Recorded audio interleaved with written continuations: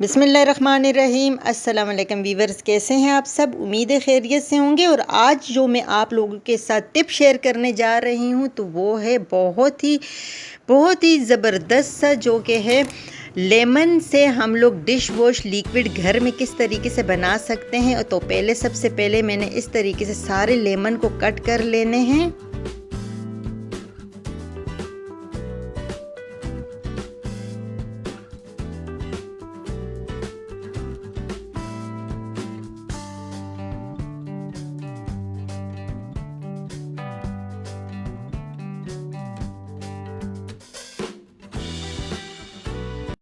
इसी तरीके से देखें, सारा लेमन का रस जो है मैंने बोतल के अंदर निकाल रख लेना है फ्रिज में। और ये हमारे रेसिपी वगैरह में काफ़ी काम आता है, यह रेमेडीज़ बनाती हूँ तो ये मेरे काम आता है। इसी तरीके से मैं एक साथ ही लेमन मंगवा के उसका रस निकाल लिया करती हूँ।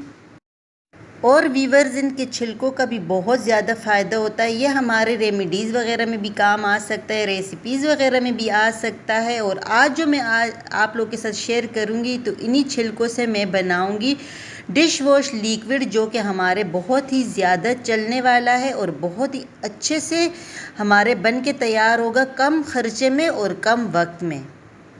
तो यहाँ पे मैंने ले लिया है पानी, जैसे कि 2 गिलास मैंने इसमें पानी डाल देना है। देखें, इस तरीके से मैंने पानी डाल लिया है। और इसी के साथ मैं इसके अंदर ऐड करूँगी ये वाले बिस्मिल्लाहिर्रहमानिर्रहीम सारे छिलके। आज की रेसिपी जो है बहुत ही ज़बरदस्त बनने वाली है। ये देखें, इस तरीके से मैंने सारे इसमें ऐड कर लिए हैं। और इसके साथ अभी और आगे क्या ऐड करते हैं तो वो भी अभी आप लोग के साथ मैं शेयर करूँगी। तो इसको उबाल आना है और चम्मच को हमने इसी तरीके से चलाते रहना है कि ये पूरा एक जैसे ही पक जाए और इसके कलर जो है चेंज हो जाए, इसके पानी का कलर जो है ये बिल्कुल चेंज हो जाए। तब इसका पता चलेगा कि इनकी छिलकों से सारा जो वो है, जितना भी इसका रस है छिलकों के अंदर, तो वो निकल के पानी में मिक्स हो जाएगा। तो इसी तरीके से हमारा डिश वॉश लिक्विड बहुत ही ज़बरदस्त सा बन के तैयार होगा। हमारे छिलके उबाल आ रहे हैं तो यहाँ पे इसको तो हमने ले के फ्रिज में रख देना है। और इसी के साथ हमने क्या करना है, तो यहाँ पे हमने ले लिया है ये बाउल। और इसके साथ हमने ये करना है कि हमने ये ग्रीन वाला जो साबुन होता है, ये कोई से भी लेके इसको हमने इस तरीके से कश कर लेना है। जिससे हम लोग चीज़ वगैरह या सब्ज़ी वगैरह कश करते हैं ना, उसी के साथ हमने इसको कर लेना है कि ये बहुत ही पतला और बारीक सा बन जाए।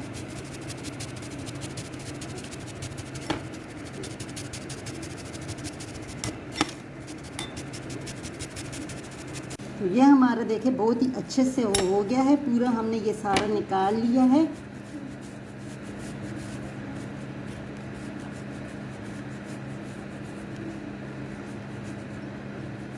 थोड़ा सा भी बस रह गया है, इसको इसी तरीके से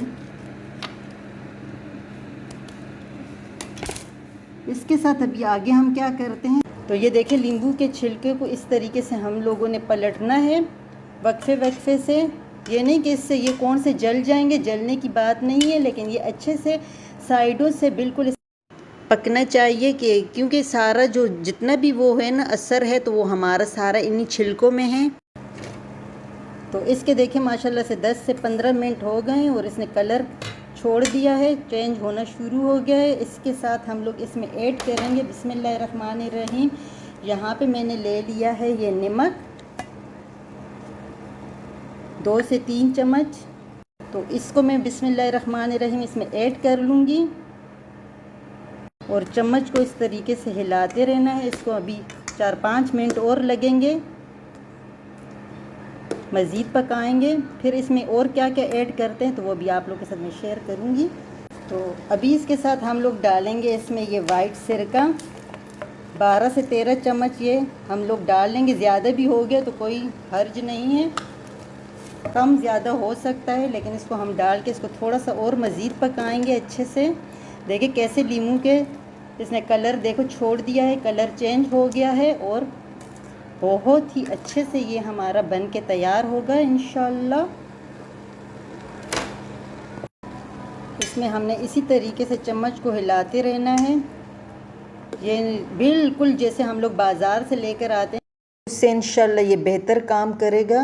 बहुत ही सस्ते में और बहुत ही आसानी से, बहुत अच्छे से हमारा ये बन के तैयार होती है। इसको हम लोगों ने इसी तरीके से साइडों को पलटते रहना है और 2 से 3 मिनट मज़ीद बस पकेगा। और फिर इसके बाद इसमें और क्या शामिल करती हूँ तो वो भी अभी आप लोगों के साथ शेयर करती हूँ। तो बस इसी के साथ अभी हम लोग इसको डालेंगे ये साबुन, लेकिन साबुन को डालते हुए इसकी आग को बिल्कुल स्लो कर देना है क्योंकि ये बाहर ना निकले। बिस्मिल्लाहिर्रहमानिर्रहीम। ये देखिए इस तरीके से, और देखो हमारे बिल्कुल ऊपर तक आ गया है। इसको बस चम्मच हिलाते रहना है कि ये नीचे बैठ जाए।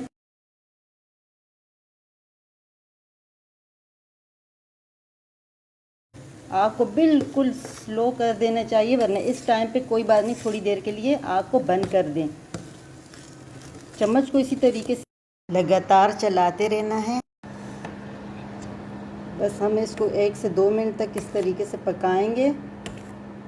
और इसी के साथ हम लोग इसमें ऐड करेंगे, ये है मेरे पास बेकिंग सोडा। तो बेकिंग सोडा डालते हुए हमने चूल्हे को बिल्कुल बंद कर देना है।